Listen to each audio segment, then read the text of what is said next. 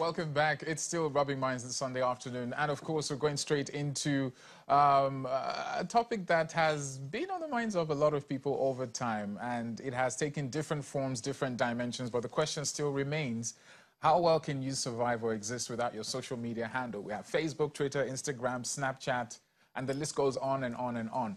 And we're in a world where we are in a world, but there is another world, which is the social media world, where you can exist without necessarily being audited. What you see is what you get. Some have termed this an addiction. Some people cannot survive without their phone. If you ask some people, would you rather have 2 million naira or a day without your social media handles or your phone? Some might go for, well, let me even ask my guest. I have two guests in the house today. And of course, one is a blogger. Leila, how are you? Very fine. Looking lovely. Love the get-up and the hair. And of course, I have another brother in the house, Tiwalala Olanubi Jr., Dots Media House. And great to have you guys on Rubbin Minds. Thank you so much. So let me throw the question to you. 2 million naira or without your phone for a week, what would you take? Okay, I'm going to answer like a business person. I'll need my social media. What about you? I'm going to definitely go with that. Maybe because we run, for me personally, I run a media agency that already makes a whole lot of money from social media. A whole lot of money? Yes. Man, let me give you this is my address and my contact. But on the serious note, what can you do without social media? I'm trying to think of a time when we were on telephones and we used to turn the telephones, and the way to communicate was letters. And if you wanted to chat with your friends, you had to book an appointment under the tree or stuff like that. And for some reason, I just can't see that happening again.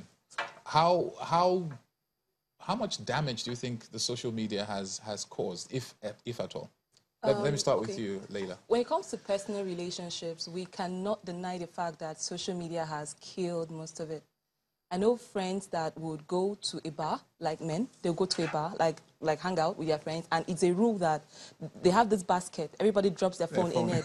Whoever has any need to touch that phone first pays the bill.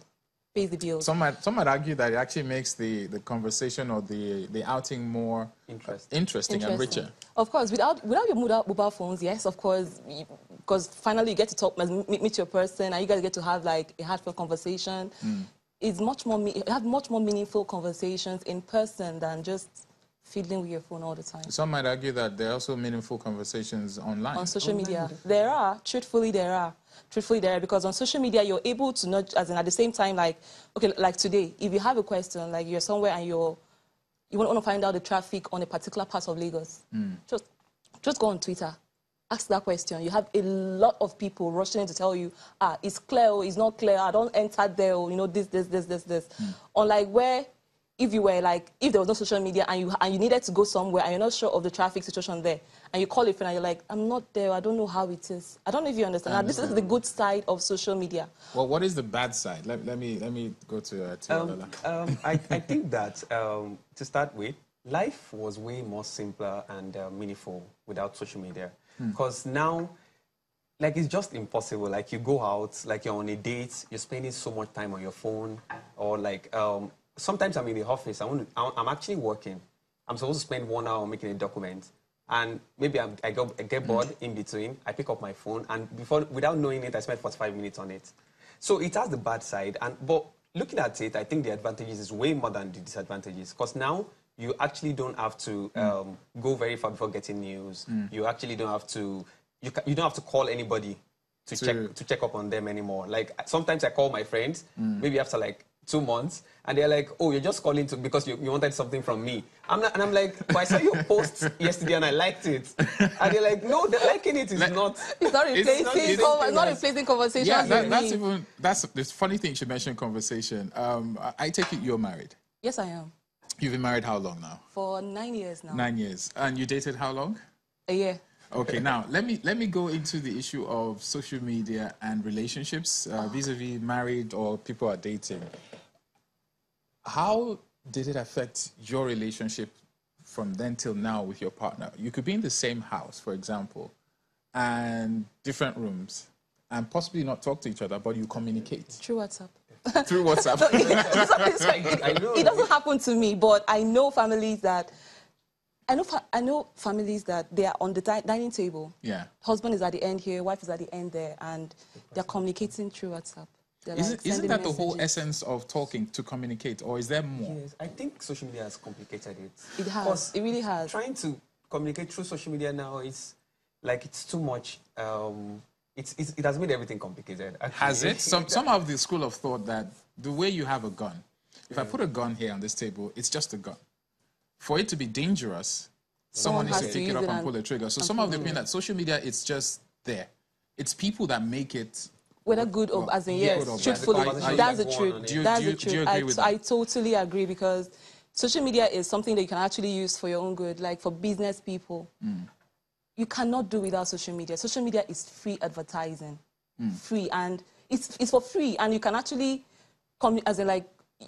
Unlike before, okay, example, like news anchors, you sit down at your table, you read out the news, you don't know who is watching you, if they have questions, they can't ask you back. But now on social media, we bloggers, we put out the news, people, our readers actually respond. They ask you questions immediately, and you answer immediately. Like, you know, there's an accountability. Yes, and your readership actually grows. Like, it can actually grow exponentially, because by the time you answer somebody and he or she retweets it, their friends get to see it. And they've never heard of you before, but they have seen their friend like talking to you, and you've responded. They'll be like, "Ah, she's responding." Okay, they not come over and let's take a look at the issue of privacy. Privacy from the angle of people putting out things that some people. I mean, for everything, there are always two sides. Yeah. Some people believe you shouldn't put your social life out there. Some people believe if you wake up in the morning to pray, you don't need to put it out there. Let it be in the corner of your room. And a couple of other habits. Who do you think should decide what should or shouldn't go out? What is good to go out there and what isn't? For example, when you get up in the morning, I can bet it with, if we carry out a research, a number of us go for our phone first before saying good morning to our loved ones or getting on our knees, or some even go on social media to get their first daily inspiration or whatnot. But where do you stand on this particular issue of privacy. And social media? People should actually know that people actually go online and share things because they want validation from other people. Validation? Validation, yes. They put out a picture and they actually go ahead and like distort it, try to make it look much more perfect than it as like they exaggerate. Okay, like I'm okay. You're a blogger, so I'm sure. I had this incident one time. I went to a fast food joint to buy a fast food ice cream. Sorry, a fast food. Sorry, to buy ice cream for my kids. And I was looking around and I saw this young lady. She was at the desk by herself, and I noticed she kept on taking. She'll pose. She'll take a picture. She was alone. Okay. She'll pose, she'll take a picture, she'll pose, take a picture. Now, after looking at her, I was like, this is what social media causes. Yeah.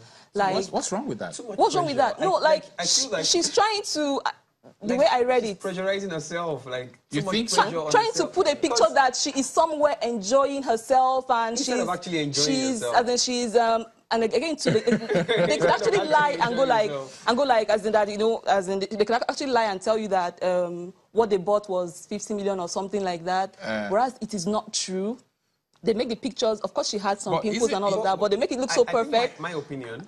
Isn't social media just amplifying what already exists, where some people get up to live a life that they aspire to? Some people through social media aspire to live a certain life. Is it wrong to aspire to live a certain life on social media? Yes, but I think that with social media, it's quite easier to live that life. Like in real life, without social media, you can't look like what you're not. But with social media, like with filters, it's quite easy. Okay, we'll be back. My producers are in my ear now, but we'll be back to take a look at the issue of addiction. People talk about heroin, drugs, and all these other vices that when you hear it, you know, you're like, oh, stigma. But the truth is, the addiction is also equally great when it comes to social media and those who are online. We'll talk about how many hours is safe to spend on social media and some other topics right here on Rubbin Minds. Stick around.